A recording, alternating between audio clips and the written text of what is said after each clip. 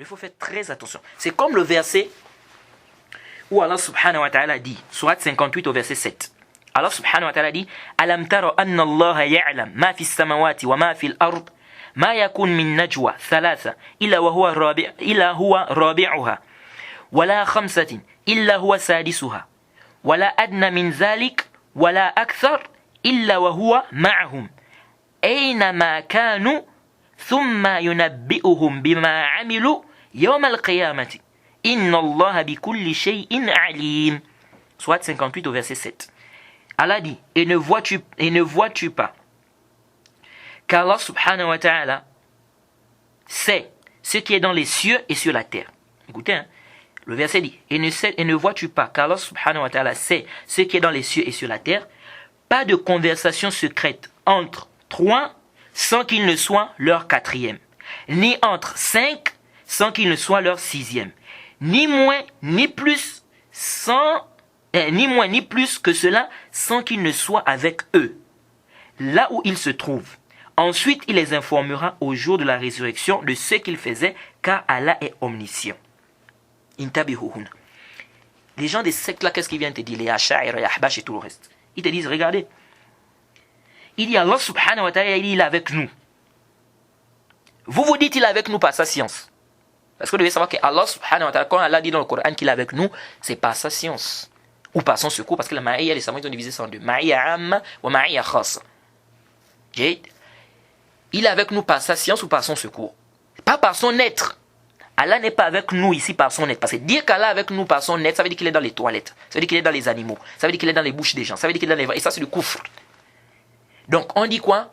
Qu'Allah est avec nous, mais pas par son être. Il est avec nous par sa science ou par son secours. On va détailler tout ça quand on va venir sur cet attribut-là. Donc, on ne dit pas qu'Allah est avec nous par son être. Hein? Comme certains disent, non, Allah est partout. Donc, il est partout, ça veut dire qu'il est dans les toilettes, il est dans les bouches des gens, il est... Non, ça c'est pas la croyance des gens de la Sunna. On dit Allah subhanahu wa ta'ala est au-dessus des 7 cieux. Depuis les 7 cieux, il voit, il entend toutes choses. Et on va détailler ça avec les ambiguïtés que les gens des sectes apportent, on va réfuter ça, Inch'Allah. Bref, on revient ici sur le verset. Ils te disent quoi? Intabehu. Ils disent, Allah subhanahu wa ta'ala ici, il a dit, il n'y a pas une conversation secrète. Entre 3 sans qu'Allah ne soit le quatrième. Entre 5 sans qu'Allah ne soit le sixième. Ni moins ni plus que cela sans qu'Allah ne soit avec eux. Là où ils se trouvent. Ils disent donc ça veut dire qu'Allah est partout. Ou bien ça veut dire ici qu'Allah il est avec nous ici. Parce qu'Allah dit là où il se trouve. Intabihu.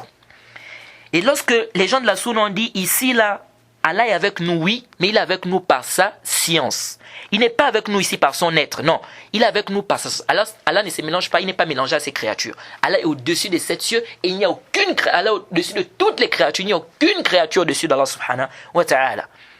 Donc Allah ne se mélange pas avec ses créatures. Donc ici, quand Allah subhanahu wa ta'ala dit qu'il est avec nous, nous disons oui, il est avec nous, mais il est avec nous comment? Il est avec nous par sa science, ou bien par son secours. Ils disent qu'ici, vous avez fait le ta'wil.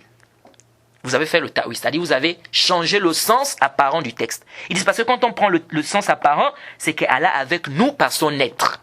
Mais vous avez dit qu'il est avec nous par sa science. Donc vous avez fait un ta'wil. Alors si vous avez fait un ta'wil ici, pourquoi vous nous interdisez, nous, de faire le ta'wil? Quand on dit que la main, ça ne veut pas dire la main, mais ça veut dire la force. Quand on dit que les yeux, ça ne veut pas dire les yeux, mais ça veut dire qu'il protège, il regarde, il observe et tout.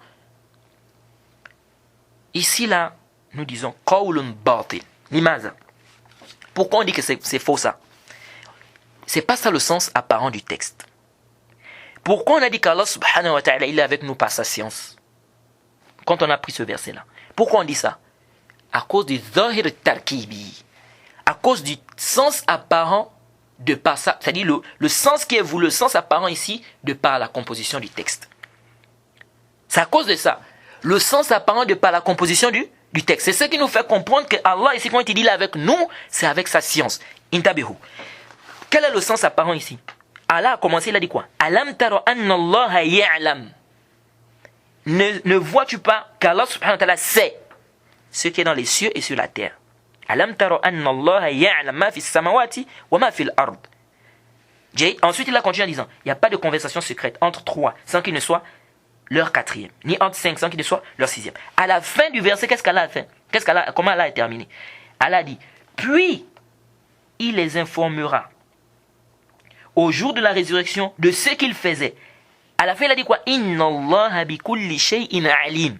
Car Allah est omniscient. C'est-à-dire Allah sait toutes choses. Donc ça nous montre aussi quand il a dit qu'il est avec nous, on comprend qu'il est avec nous par sa science. Parce que le début du verset, il a commencé par la science, il a clôturé du verset par la science. Il a dit, ne sais-tu pas qu'Allah sait? Ensuite, Allah subhanahu wa ta'ala a dit quoi? Il a dit, il n'y a pas de conversation secrète entre 3 personnes sans qu'il ne soit la 4e, ni entre 5 sans qu'il ne soit la 6e. Et il a dit, il va les informer, Yawm al-Qiyamah, le jour de la résurrection, de ce qu'il faisait. Allah est omniscient. Donc, il sait toutes choses. Donc, Allah subhanahu wa ta'ala a commencé par la connaissance, il a fini par la connaissance. Ça nous montre ici que quand il a dit il est avec nous, c'est par sa connaissance. C'est pas par son être. Il est avec nous par sa connaissance. C'est le contexte qui nous prouve cela. Alam ta'lam, alam tara anna Allah ya'lam. Ne vois-tu pas qu'Allah subhanahu wa ta'ala sait ma fis samawati wal ard. Il sait ce qui est dans les cieux et sur la terre. Ensuite, il dit il n'y a aucune conversation secrète en 3 sans qu'il ne soit le 4e. Ni en 5 sans qu'il ne soit le 6e. Ni moins, ni plus, sans qu'il ne soit avec eux. Là où il se trouve. Là où il se trouve par quoi? Par sa science. Parce qu'il a commencé par quoi? Alam tara anna Allah ya'lam. Et il a terminé en disant quoi? Inna Allah bi kulli shay'in alim. Allah est omniscient, c'est-à-dire qu'il connaît toutes choses. Donc cela nous montre clairement que Allah est avec nous par sa science. Il n'y a pas de ta'wil ici. Ici, c'est simplement, on a fait simplement ce qu'on appelle quoi?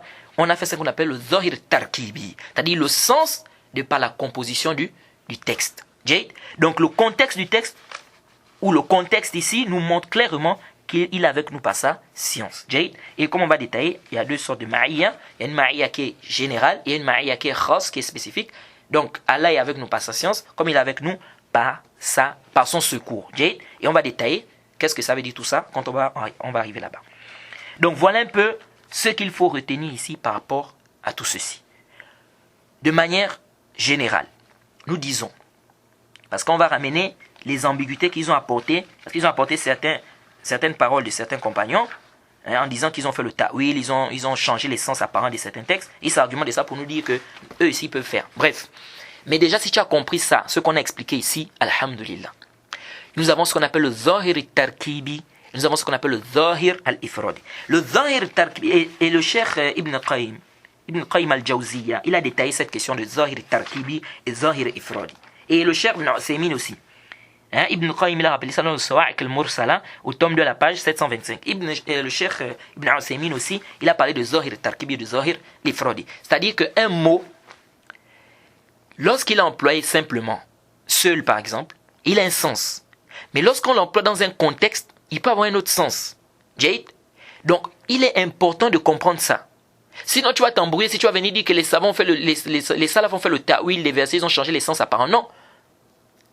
Le mot, il est utilisé ici. On dit, par exemple, comme l'exemple que je vous ai pris pour vous faire facilement comprendre, j'ai dit le cœur. Ça, c'est le zahir ifradi. Quand je dis le cœur, tout le monde comprend qu'il s'agit du cœur en tant qu'organe. Mais si je dis j'aime me promener au cœur de la ville, ça c'est le zahir tarkibi. Le sens apparent de cette parole-là, c'est quoi? C'est-à-dire j'aime me promener au centre de la ville, etc. Ça c'est le sens apparent. Maintenant, celui qui viendra dire qu'ici, là, le cœur ici, c'est pas le cœur, c'est-à-dire le centre de la ville, mais le cœur ici, c'est le cœur en tant qu'organe, c'est plutôt lui maintenant qu'on va dire qui a fait le ta'wil ici. C'est lui qui a déplacé le sens apparent. Parce que le sens apparent de cette parole-là, ce n'est pas le cœur en tant qu'organe.